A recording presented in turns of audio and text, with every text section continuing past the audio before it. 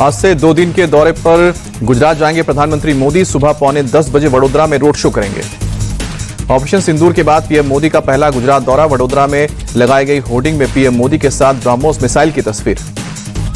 वडोदरा से दाहोद जाएंगे PM Modi. Locomotive विनिर्माण संयंत्र राष्ट्र को समर्पित करेंगे। इलेक्ट्रिक लोकोमोटिव को दिखाएंगे हरी झंडी। दाहोद में 24,000 करोड़ की विकास परियोजनाओं का शिलान्यास और लोकार्पण करेंगे प्रधानमंत्री। समारोह में लोगों को करेंगे संबोधित। शाम को 4 बजे भुज पहुंचेंगे प्रधानमंत्री। 53,400 करोड़ रुपए से अधिक की गई विकास परियोजनाओं का शिलान्यास और लोकार्पण करेंगे। भुज की सड़कों पर भी लगाई गई है ऑपरेशन सिंदूर की होर्डिंग। बैनर पोस्टर में पीएम मोदी को किया गया धन्यवाद। शाम को 6:30 बजे के करीब अहमदाबाद पहुंचेंगे पीएम मोदी। एयरपोर्ट से 2 किलोमीटर का रोड शो करेंगे। 29 मई को सिक्किम जाएंगे पीएम मोदी। अटल बिहारी वाजपेयी की प्रतिमा समेत कई विकास परियोजनाओं की आधारशिला रखेंगे। 2 दिन के महाराष्ट्र दौरे पर गृह मंत्री अमित शाह आज नागपुर में नेशनल कैंसर इंस्टीट्यूट के भूमि पूजन समेत कई कार्यक्रम में हिस्सा लेंगे। नागपुर के बाद नांदेड़ जाएंगे अमित शाह। महाराष्ट्र के पूर्व सीएम बसवंतराव नाइक की प्रतिमा का अनावरण करेंगे। बीजेपी ऑफिस की इमारत का भी उद्घाटन करेंगे। नागपुर पहुंचने पर बीजेपी कार्यकर्ताओं ने अमित शाह का जोरदार स्वागत किया। सीएम फडणवीस ने की अगवानी। बीजेपी सांसद रविशंकर प्रसाद के नेतृत्व में सर्वदलीय प्रतिनिधि मंडल पहुंचा पेरिस। आतंकवाद के खिलाफ भारत के मजबूत रुख से फ्रांस को कराएगा अवगत। कांग्रेस के सांसद शशि थरूर की अगुवाई में गोयाना पहुंचा भारतीय प्रतिनिधि मंडल। भारतीय मूल के लोगों ने किया जोरदार स्वागत। बीजेपी सांसद बैजयंत पांडा की अगुवाई में भारतीय प्रतिनिधि मंडल ने बहरीन में डिप्टी पीएम समेत सीनियर लीडर से मुलाकात की। वहां की सरकार के सामने रखा भारत का पक्ष। कतर के दोहा में सूरा काउंसिल के स्पीकर से मिला भारतीय सांसदों का डेलीगेशन। आतंकवाद और पाकिस्तान के संबंधों को किया उजागर। बहरीन पहुंचे एआईएमआईएम नेता असदुद्दीन ओवैसी ने पाकिस्तान को दिखाया आईना। कहा कि पाकिस्तान पीड़ित नहीं, वो आतंकवादी भेजता है भारत। केंद्रीय मंत्री गिरिराज सिंह बोले, सांसदों का डेलीगेशन दुनिया भर में आतंकवाद पर पाकिस्तान के रवैये को उजागर कर रहा है। पाकिस्तान के पीएम शहबाज शरीफ ने तुर्की में राष्ट्रपति एर्दोगान से मुलाकात की। सोशल मीडिया पर तस्वीर शेयर की।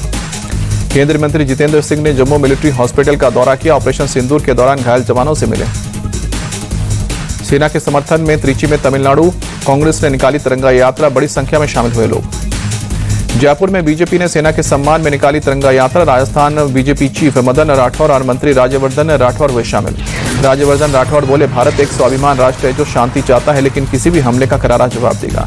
पुंछ में ऑपरेशन सिंदूर के दौरान सीमा पार से हुई गोलीबारी में जान गंवाने वाले लोगों को दी गई श्रद्धांजलि। स्थानीय लोगों ने निकाला कैंडल मार्च।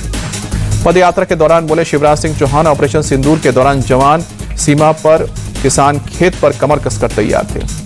पीएम मोदी के नेतृत्व में दिल्ली में एनडीए शासित राज्यों के सीएम और डिप्टी सीएम की हुई बैठक। 20 मुख्यमंत्री और 18 डिप्टी हुए शामिल। एनडीए की बैठक में बिहार के सीएम नीतीश कुमार और दोनों डिप्टी सीएम हुए शामिल। कल नीति आयोग की बैठक में तीनों में से किसी ने नहीं लिया था हिस्सा। बैठक में ऑपरेशन सिंदूर और जातीय जनगणना के समर्थन में प्रस्ताव पास। एक सुर में सभी ने पीएम मोदी के प्रयासों की तारीफ की। बैठक के बाद बोले, पीएम मोदी, सभी राज्यों ने अपने यहां होने वाले कामों की जानकारी दी है। जल संरक्षण, शिक्षा, महिला सशक्तिकरण, खेल समेत कई विषयों पर बातचीत हुई है। पीएम मोदी ने राज्य को दी सलाह, सरकारी योजनाओं को लोगों तक पहुंचाएं, केंद्र के साथ मिलकर विकास का काम करें। बैठक के बाद बोले बीजेपी चीफ जेपी नड्डा, हम जाति की राजनीति नहीं करते हैं। जातीय जनगणना का मकसद पिछड़ों को मेन स्ट्रीम में लाना है। उत्तराखंड के सीएम पुष्कर सिंह धामी बोले, बैठक में पीएम, गृह मंत्री, रक्षा मंत्री समेत सीनियर लीडर्स से विकास परियोजनाओं के लिए मार्गदर्शन मिला है।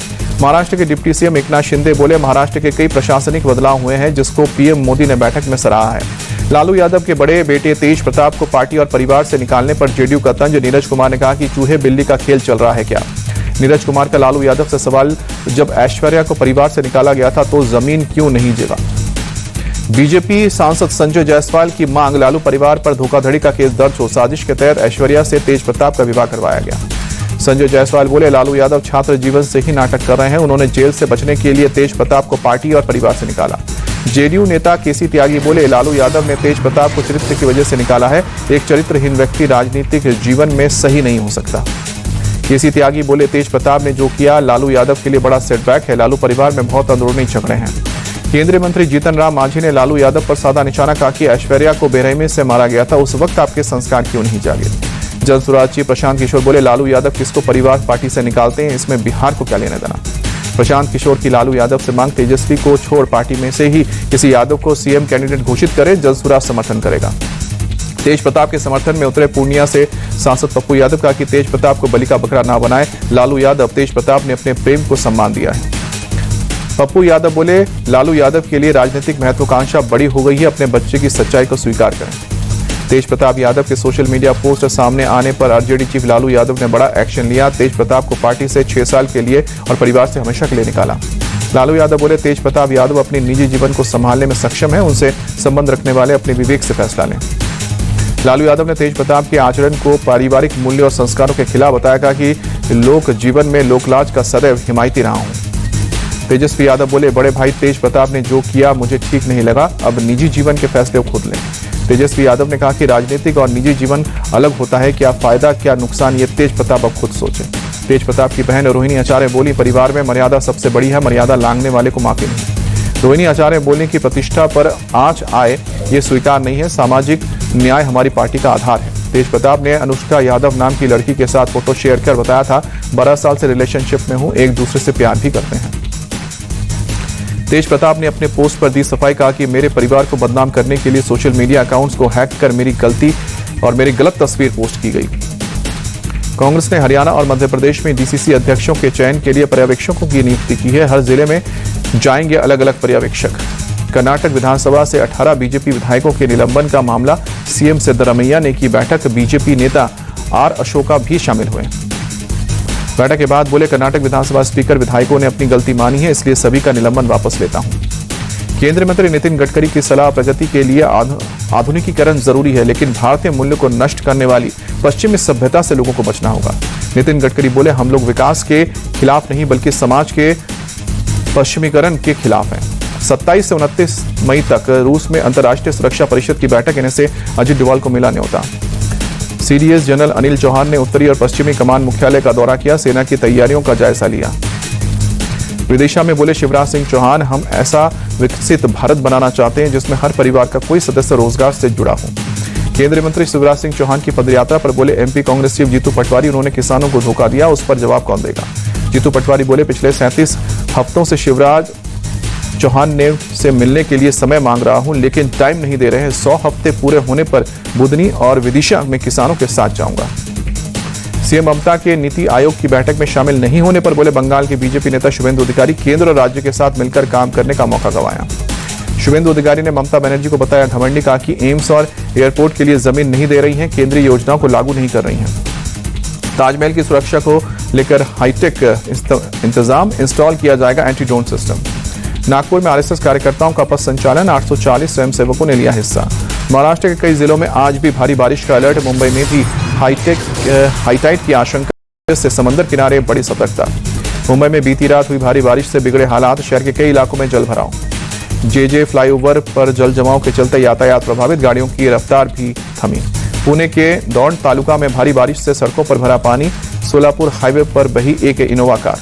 महाराष्ट्र के बारामती में बारिश के बीच नीराबाई नहर में रिसाव, आसपास के घरों और खेतों में घुसा पानी।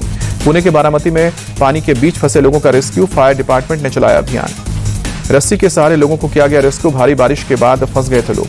महाराष्ट्र के वाशिम में बीती शाम हुई तेज बारिश, आम जनजीवन प्रभावित हुआ। बारिश की वजह से कई इलाकों में सड़कों पर लगा पानी, लोगों को आने जाने में हुई परेशानी। कर्नाटक के मंगलुरु में तेज हवाओं के साथ भारी बारिश, कई जगह गिरे पेड़, समुद्र में उठ रही है तेज लहरें। हिमाचल में रामपुर से सटे कुल्लू जिले में बादल फटने से भारी तबाही, 2 दर्जन से अधिक वाहनों को नुकसान पहुंचा।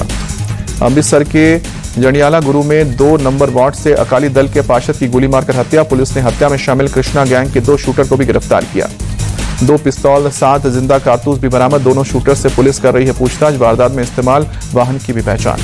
वारदात में शामिल दूसरे आरोपियों की भी पहचान हुई, पुलिस की टीम कर रही है तलाश। राजस्थान के व्यावर में पुलिस ने हिस्ट्री शीटर तेजपाल सिंह की निकाली परेड, तेजपाल ने जेसीबी ड्राइवर को उल्टा लटका कर पीटा था। जोधपुर में मछली माफिया का आतंक, डंपर चालक ने पीछा कर रहे पुलिस को किया घायल। यूपी के शाहजहांपुर राजकीय मेडिकल कॉलेज में गैस का रिसाव, मरीजों को वार्ड से सुरक्षित निकाला गया। आईपीएल में आज मुंबई इंडियंस और पंजाब किंग्स होंगे आमने सामने, जयपुर में दोनों टीमों के बीच होगी टक्कर, शाम को 7:30 बजे शुरू होगा मैच। कोलकाता नाइट राइडर्स की आईपीएल इतिहास की अब तक की सबसे बड़ी हार, सनराइजर्स हैदराबाद ने 110 रन से हराया। पहले बल्लेबाजी करने उतरी हैदराबाद ने 279 रन का दिया था टारगेट, कोलकाता की टीम 168 पर ढेर। डबल हेडर के पहले मुकाबले में चेन्नई की जीत, लीग स्टेज के आखिरी मुकाबले में गुजरात को 83 रनों से हराया, रनों के लिहाज से गुजरात की सबसे बड़ी हार। चेन्नई ने पहले बल्लेबाजी करते हुए 5 विकेट खोकर 230 रन बनाए, गुजरात टाइटंस 147 रन पर ढेर।